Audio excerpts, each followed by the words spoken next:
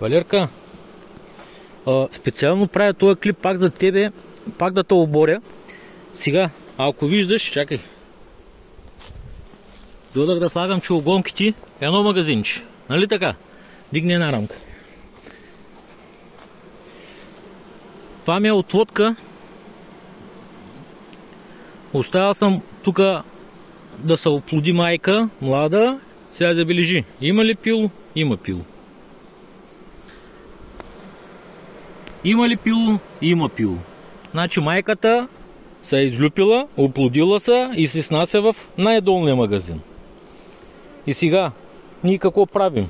Слагаме втори, за да може майката да се развие. Да се качи горе да снася, да се освободи малко. Слагаме хайна решетка. Слагаме един празен магазин.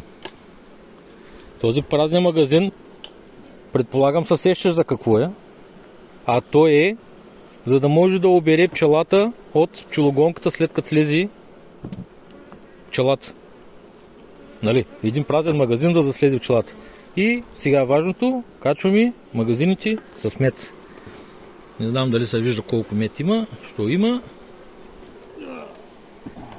Чакай, камен. Виждаш?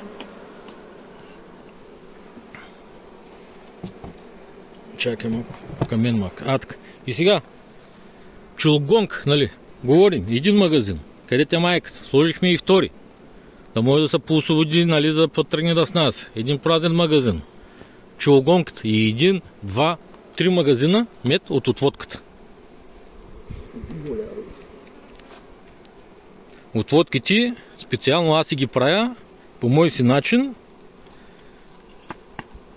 Не знам ти как ги правиш, но аз така си ги правя, че да ми събират мед. Това беше от мене. Надявам се пак да не кажеш, че лъжа. Нали? Къде, кошера съм го отворил. Къде, тук имам чулгонка, днеска слагам чулгонки. Продължавам нататък да видим какво ще изкараме от колиандъра. Това беше от мене. Надявам се, че си ме разбрал правилно. Може би разликата е от самите пчели. Не знам ти с какви линии работиш там, вашата линия каква е.